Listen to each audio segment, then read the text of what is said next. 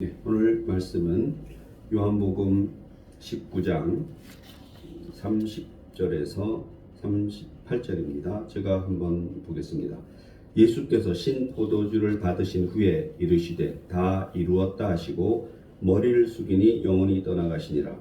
이날은 준비리라. 유대인들은 그 안식일이 큰 날이므로 그 안식일에 시체들을 십자가에 두지 아니하려 하여 빌라도에게 그들의 다리를 꺾어 시체를 치워 달라 하니, 군인들이 가서 예수와 함께 못 박힌 첫째 사람과 또 그 다른 사람의 다리를 꺾고 예수께 이르러서는 이미 죽으신 것을 보고 다리를 꺾지 아니하고, 그중 한 군인이 창으로 옆구리를 찌르니 곧 피와 물이 나오더라.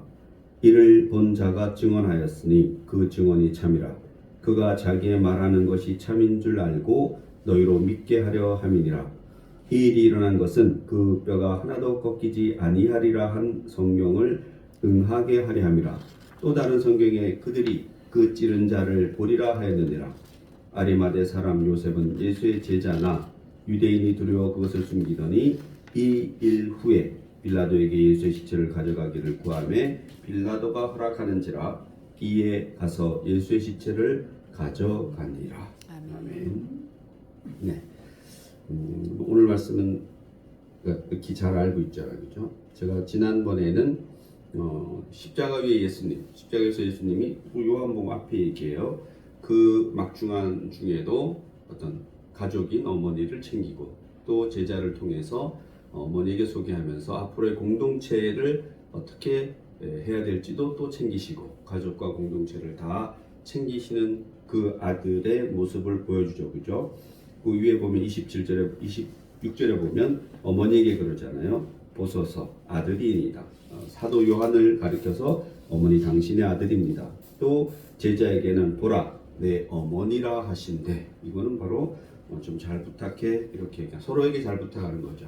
그래서 아무튼 그 순수한 인간의 모습인 예수님, 또 그러면서도 앞으로 다가올 공동체에 대한 그런 어떤 길을 알려주는 예수님. 그래서 실제는 요한 공동체라는 것은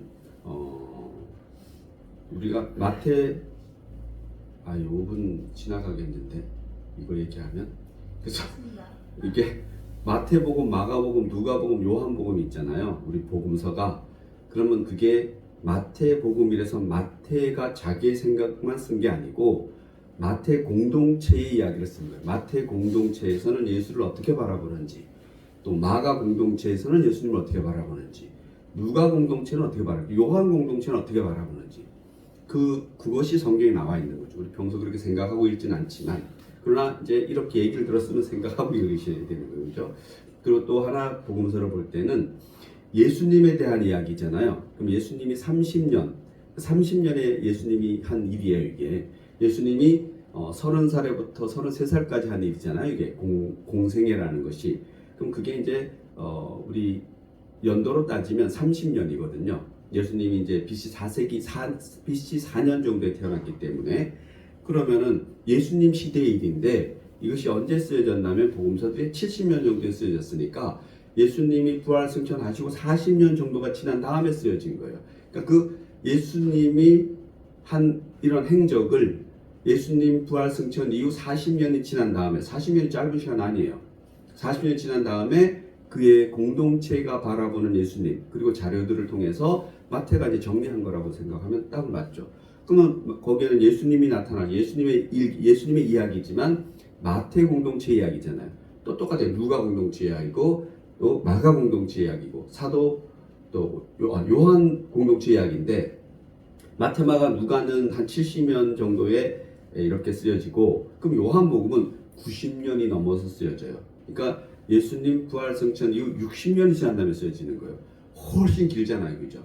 그리고 그런 것도 한번 비교해보고, 이 마태, 마가, 누가 공동체는 특별한 다른 이야기 있는지 모르겠지만, 그 예루살렘을 중심으로 하는 그 제자들의 공동체는 거기를 중심으로, 그 이후에 이제 좀 변화가 있을 수 있겠지만 거기를 중심으로 기반으로 해요. 그러나 요한 공동체는 거기를 기반으로 하지 않아요. 요한 공동체는 사마리아 지방을 통해서 위로 올라가서 에베소 지방까지 가는 거예요. 상당히 멀리 이동을 해요. 그래서 요한 공동체는 어떤 제자 공동체, 마테마가 누가 공동체를 기준으로 하는 제자들 공동체, 즉 예수님의 제자들 공동체보다는 훨씬 더 이렇게 다이나믹한 구조를 보여주죠. 그렇기 때문에 요한복음 같은 경우는 요한복음에는 여러 가지 사상들도 들어오고 사람들도 들어오고 그래서 그 이제 싸우는 거죠. 이제 싸워서 어쨌든 요한복음에서는 결국은 예수님의 제자들이 그들의 사상도 받아들이면서 또 배제할 건 배제하면서 그래서 이 요한복음이 여러분 특별한 복음이고 성령 공동체라고도 그래요. 성령으로 똘똘 뭉쳐진 사람들이 얘기하는 거죠. 그죠? 그래서 그런 차이도 좀 있다라는 걸 잠깐 얘기하고 아무튼 그렇기 때문에 여기서 보면은 복음서 보세요. 여러분 다 달라요. 마태마가 누가복음은 비슷하지만 요한복음은 전혀 다른 같지만 같은 사건이지만 더 이런 얘기가 다른 복음서에 나오지 않아요. 이렇게 예수님이 십자가 있는데 다른 복음서들은 제자들이 저 멀리 있어요. 멀리서 바라봐요. 이 장면을 처형 장면. 근데 요한복음은 바로 십자가 밑에서 바라보는 장면이에요. 어느 것이 맞다 틀리다가 중요하지 않아요. 요한 공동체는 그렇게 바라본 거예요. 그 당시를 우리는 우리의 예수어머니 마리아와 여성들과 그 남자아이 딴 데 나오지 않아요. 남자들 다 도망갔거든요. 근데 아마 사도 요한은 어렸기 때문에 가능했을 것이라고 생각해요. 아무튼 같이 이렇게 있는 거죠. 이 장면을 보면 아무튼 이게 사실이고 아니고 이건 중요하지 않아요. 그죠? 그냥 뭐예요? 요한복음에서는 예수님을 이렇게 바라본 거예요. 그리고 요한복음에서는 예수 어머니를 이렇게 바라본 거고 사도 요한을 또 이렇게 바라본 거죠. 이것이 중요한 거예요. 그래서 복음서들은 각기 같은 사건인 것 같은데 다르게 이야기하지만 다른 것이 중요하지 않다. 그 공동체에서 바라보는 게 중요하다는 거죠. 이런 거예요. 저에 대해서 여러분이 다 각자가 저에 대해서 좀 써주세요 이러면은 같겠을까요? 다르게 쓰지 다. 그거라고 같다고 생각하시면 돼요. 같은 사건이지만 쓰는 사람에 따라서 느끼는 것에 따라 다를 수 있어요 없어요? 있지 그치 있어요. 그죠? 그래서 그런 것도 우리는 성경을 볼 때 꼭 필요하다는 거예요. 왜? 그렇게 보라고 이렇게 마태마가 누가 요한 복음을 그러니까 네 권을 같이 올려놓은 거예요. 이게 동시에 다르지만도 내용이 다른 게 있지만도 왜? 그것이 하나님의 뜻이라고 이 성경을 정경으로 만든 사람들이 그렇게 판단한 거예요. 그래서 성경은 어떤 사람의 의도가 절대로 들어가지 않았기 때문에 누가 묶어서 하나로 만들면 되는데 오늘 같으면 그랬을 거예요. 야 이거 하나로 통합하지 뭘 그래. 그러나 그 시대의 그 학자들은 상당히 현명했던 것 같아요. 우리는 그런 자기들이 손대면 안 되잖아요. 그러니까 이렇게 모아서 이렇게 다 보는 사람들이 이걸 정경으로 받아들이는 사람들이 각자가 다 스스로가 다르게 느끼든 같게 느끼든 알아서 판단하라는 거죠. 그죠? 왜? 거기에 성령님이 그 일을 해주실 거니까. 그래서 여러분이 그런 것도 있다라고 생각하시면 좋겠습니다. 그럼 조금 빨리 가볼게요. 오늘 얘기는 뭐냐? 영원히 떠나가시다. 그렇게 챙기시고 어머니도 챙기시고 인간적인 면도 보여주시고 또 하나님적인 면도 보여주신 예수님이 이제는 내가 목마르다 이렇게 얘기하니까 신포도주를 탁 줘요. 그리고 마시고 나서 뭐라고 하시냐면 3절에 보면 다 이루었다. 중요하죠. 다 이루었다. 예수님은 십자가에서 숨을 거치기 직전에 다 이루었다라고 하죠. 그죠? 이것은 뭐예요? 여러 가지 말이 있겠지만 아무튼 다 이루었다라는 얘기는 성부 하나님께서 계획하시고 약속하신 구약 성경의 모든 것을 뭐예요? 다 이루었다라는 거죠. 구원 사역을 내가 할 일 다 했다 안 했다? 다 했다. 그렇게 받아들여도 될 것 같아요. 그죠? 그래서 구약에서 예언된 메시아의 사명이 성취되었다. 그래서 그런 결과는 뭐예요? 그를 통해서 우리의 죄가 다 예수님의 보혈의 피로 가리워졌다. 이 얘기를 하는 거예요. 그죠? 다 이뤘다. 이렇게 얘기하시고 그 다음에 영원히 떠나가시다 라고 얘기합니다. 그러면 영원히 반드시 떠나가시다가 너무나 중요해요. 예수님은 반드시 죽어야 되잖아요. 그죠? 죽지 않은 부활이 있을 수 없잖아요. 이제 이게 다음 날 부활해야 되는데 안 죽으면 안 되잖아요. 그죠? 그래서 영원히 떠나갔다라는 말도 상당히 중요해요. 그죠? 30절과 33절에 보면 이제 영원히 떠나가시고 다 이뤘다 말씀하시고 영원히 떠나가시는 거죠. 그죠? 33절까지가 중요하시기 때문에 반드시 죽어야 된다. 그리고 그 다음에는 창으로 옆구리를 찔렀다라는 얘기가 나와요. 34절에 30절을 보면은 34절 30절을 보면은 그중 군인 하나가 옆구리를 찔러요. 근데 중요한 것은 다른 옆에 강도들은 다리를 꺾어요. 그래서 이게 여기 이제 곧 6월절이 오니까 사람을 이렇게 십자가에 달아둘 수가 없는 거예요. 그럼 빨리 내려야 되는데 그냥 놔두면 이게 며칠씩 간다 그래요. 죽을 때가 놔두. 그게 가장 그 고통스러운 죽음이라 그래요. 그래서 아마 그 형 중에 이렇게 사람을 죽이는 중에 그렇게 십자가형이 제일 가혹하다 그래요. 그런 정도로 이제 자기 이렇게 죽어가는 모습을 봐야 되니까 그 느낌이 어떤 고통이 심하다 그러는데 사실 그뭐 다한 것도 있대. 그렇게 달아가지고 막 불 붙여서 막 기름으로 태우고 이런 것도 있더라고요. 로마 시대 때는. 그래서 아무튼 그 고통스러운 것을 사실은 없애주기 위해서 빨리 꺾은 것이 아니라 다음이 6월절이기 때문에 다리를 꺾으면 죽는데요. 이렇게 그렇게 얘기가 나와요. 그래서 다른 사람들은 뭐예요? 다리를 꺾어요. 사람이 다리를 꺾어서 빨리 죽이는데 예수님은 보니까 죽었기 때문에 꺾지 않아요. 그러면 그냥 가야 되는데 이것도 뭐예요? 그 군인이 창으로 옆구리를 찔러 확실히 죽이는 거죠, 그죠? 근데 여기는 또 우리 뜻이 있는 거예요. 그 옆구리를 찔러서 물과 피가 나왔다라는 거죠. 그래서 이 피가 중요한 얘기예요. 피. 그래서 우리 이렇게 정리를 할게요. 그래서 예수님이 이렇게 옆구리를 찔러서 물과 피가 나왔는데 그것은 뭐냐 하면은 바로 피는 속죄를, 물은 정결을 의미한다 그래요. 특히나 물에 대해서는 뭐 논란이 많은데 이 피는 뭐예요? 우리의 속죄를 상징하기 때문에 이것도 뭐예요? 성경에 다 나와 있기 때문에 다 이루어지기 위함이라고 그렇게 이야기합니다. 그래서 예수님의 피와 물은 우리의 생명이라는 겁니다. 그 피로 우리의 죄는 사함을 받고 그 물로 우리는 깨끗함을 입는다라는 거에서 예수님이 주신 생명은 단순한 희생이 아니라 우리를 새롭게 하고 영원한 생명을 주는 은혜다라는 것을 이 십자가상에서도 그대로 보여준다, 안 보여준다? 보여준다.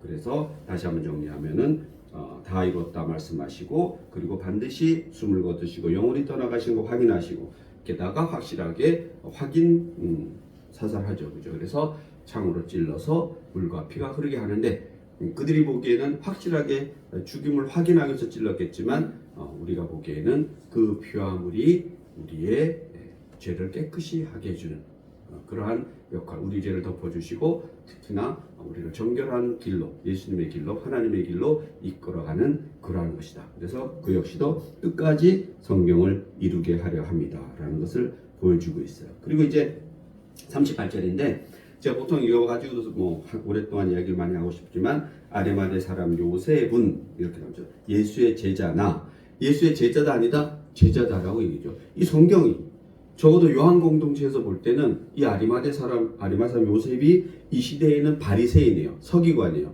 그러니까 유대인들 자기 동료들을 보기에는 뭐예요?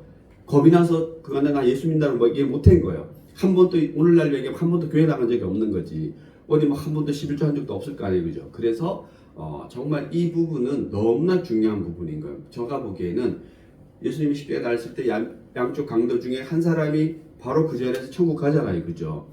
그것도 너무나 중요한 사건이고 그리고 또 그보다도 어쩌면 더 중요한 사건 중에 하나가 이렇게 여기 보면 성경에서 얘기해요. 아리마대 사람 요셉은 예수의 제자나 유대인이 들어와 그것을 숨기더니 숨어있는 예수의 제자잖아요, 그죠? 숨어있는 제자도 왜 우리 성경은 있다 없다? 있다. 그래서 저는 가끔 말씀드리지만 여러분 우리 이제 다 죽으면 천국 다 가잖아요. 그죠? 다 갔어. 가면 여러분 깜짝 놀랄 일이 있을 수 있다고 저는 확신해요. 야, 저 사람은 반드시 와야 되는데 천국 가면은 요즘처럼 우리가 뭐 막 안 찾을 거 아니에요. 그죠? 영혼이 뭐 자유로우니까 뭐 맘만 먹으면 누가 천국 갔는지 다 알 거 아니에요. 그죠?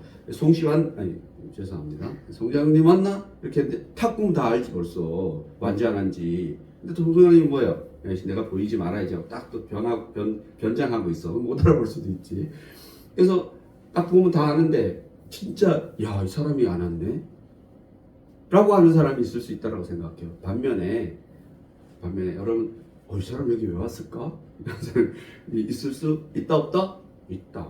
깜짝 놀란 이 사람이 어떻게 여기를 갔지? 혹시 이럴 수도 있어요. 내가 지옥에 왔나? 이럴 수도 있는 거죠. 저 사람이 여기 와 있네? 있다 없다? 있다. 그래서 왜? 여기 보세요. 이 시대의 사람들이 이 사람이 서기관 오늘 말하면 국회의원이고 국회의원도 돈 많은 국회의원이에요. 그러니까 이런 거지. 이 사람 얘기 들어도 되나? 그 돈 많은 국회의원 있잖아요. 돈 많고 국회의원이야. 돈도 많고 권력도 많고 그런 사람. 얼마 전에 참 안타까운 얘기지만 그 부산에 무슨 장모라는 국회의원 같은 사람이 그런 사람이죠. 아버지가 부자라 가지고 막 돈도 진짜 많고 몇천억의 재산도 있고 또 뭐예요? 국회의원도 하고 또 대통령하고도 친하고 뭐 그 어마어마한 자리에 사실 있는 거죠, 그죠? 그리고 또 전에 같으면은 우리 그 뭐 딸 문제 때문에 막 그 유명했던 사람도 하나 있잖아요, 그죠? 문재인 대통령 때 마찬가지예요. 부자고 사학재단을 갖고 있고 거기다가 국회의원이고 거기다 서울대 교수고 거기다 문재인 대통령이랑 친하고 이런 사람이지 이 사람 어떻게 보면은 그런 사람인데 그런 사람이 예수 믿을 거라고 하는 사람들이 꿈에도 생각 못했을 거 아니에요, 그죠? 근데 막상 예수님이 딱 죽으니까 그 여기 보면 그래요. 그 정도 되니까 이 빌라도라는 이 로마 이 사람이 총독이잖아요. 총독에 가서 네, 예수 시체 좀 가져오면 안 되겠냐? 그러니까 뭐라 그래 빌라도가 여기 보면 묻지도 따지지도 않아. 그냥 가져가. 이런 평소에 잘 알려진 사람이에요. 빌라도가 적어도 인지하고 있는 사람인 거잖아요, 그죠? 그래서 저는 그 사람이 상당히 대단한 사람이라고 생각해요. 서기관 중에서도 바리새인 중에서도 그런 사람이 이렇게 모든 것을 어떻게 보면 포기하고 어떻게 보면 죽을지도 모르는데 죽음 각오까지 하고 그러고 가서 예수님의 시체를 가져가기를 구하매 빌라도가 허락하는지라 이에 가서 예수의 시체를 가서 뭐예요? 장사 지내요. 좀 있으면 이제 니고데모 와요, 그죠? 니고데모 와가지고 그 다음에 절을 보면 39절 니고데모가 와요. 니고데모가 전에는 예수님 찾아가갖고 뭐 어떻게 좀 천국에 대해서 이렇게 물어보고 이러니까 예수님이 거듭나야 하는 일을 하니까 그게 무슨 말입니까? 이렇게 얘기하죠, 그죠? 내가 그러면 어머니 뱃속으로 다시 들어가야 되는 겁니까? 뭐 이런 말도 안 되는 얘기하는 거예요, 그죠? 그러다가 그냥 돌아가요. 뭐 예수 안 믿고 돌아가는데 여기 보면은 믿었다. 이 사람은 이제 향품, 몰약 같은 걸 가져와가지고 이제 예수님 방부제 같은 역할을 하는 거를 뭐 그 장사시장에 엄청나게 양이 많다 그러더라고요. 그러니까 니고데모도 잘 살았다 못 살았다 잘 사는 사람이었다. 그래서 그런 걸 가져와서 이 아리마다 사람 요셉하고 빌라도하고 예수님의 12 제자는 다 어디 갔어요? 도망. 네? 네, 니고데모. 미안. 제가 뭐라 했죠? 빌라도 아니고 니고데모하고 예수님의 12 제자는 다 도망가서 없는 거예요. 특히 베드로는 뭐예요? 콧배기도 안 보이는 거죠, 그죠? 그럼에도 불구하고 전혀 뜻밖의 사람들이 예수님의 시체를 가져다가 장사를 지냈다라고 이렇게 우리 성경은 얘기합니다. 그래서 이제 우리 다음 주가 부활주일인데 부활주일 전에 그 부활하는 예수님 전에 이러한 일련의 사건들이 있어야지 부활이 있는 것이고 그리고 이러한 죽음의 사건 안에서도 예수님은 의연하게 자기를 감당하고 또 죽음 이후에 또 뭐야 전혀 뜻밖의 사람들이 자기를 감당한다라는 거죠. 그래서 우리도 저는 뭐 이런 거 보면은 우리가 누구의 신앙을 판단한다든지 이런 것은 절대 있을 수 없다라고 생각해요. 뭐 저 사람이 예수를 믿네 안 믿네 이것도 우리는 판단할 일이 아닌 것 같아요. 잘 믿네 안 믿네 이건 당연히 안 되는 일이고 그냥 우리는 뭐야 그냥 우리가 예수 믿는 사람이면은 전해주는 거죠, 그죠? 예수에 대해서 이야기하고 전해주고 그리고 나머지는 누가 알아서 해요? 하나님 예수님이 알아서 하시는 거죠, 그죠? 그래서 그게 영적인 일이잖아요. 우리는 이 세상의 일은 누가 배고프면 밥 사주면 되잖아요, 그죠? 그러나 영적인 일은 뭐 누가 영이 좀 모자라는 것 같아. 내가 영 좀 채워줄게요. 자, 영 받아라. 이 되나요? 우리 영 한 그릇 하러 갈래요? 이게 안 되잖아요, 그죠? 우리는 해줄 게 뭐밖에 없어요. 그냥 밥 한 그릇 먹으면 돼요. 우리 장모님이 잘하는 거잖아요. 밥 사주는 거 그거 완빵이에요. 그거밖에 우리는 할 일이 없다. 그러면은 영적인 일은 그분이 알아서 한다라고 성경에 얘기해 있어요. 얘기해 있기 때문에 대신 우리 뭐예요? 우리는 가서 만나고 밥 사주고 이런 거 해야죠, 그죠? 그거 하라고 우리를 이 세상에 이렇게 하나님께서 잘 살게 하는 줄 믿습니다. 기도하시겠습니다. 하나님 너무나 감사합니다. 영원히 떠나가신 그 예수님 이 말씀을 통해서 여러 가지 일이 있는 중에 이 일을 깨닫는 중에 저희가 참되게 잘 깨닫기를 원합니다. 그리고 저희들 그 깨달음 가지고 예수님 다시 오실 때까지 잘 지내며 살도록 하시옵소서. 아멘. 감사드리며 예수님의 이름으로 기도드립니다. 아멘.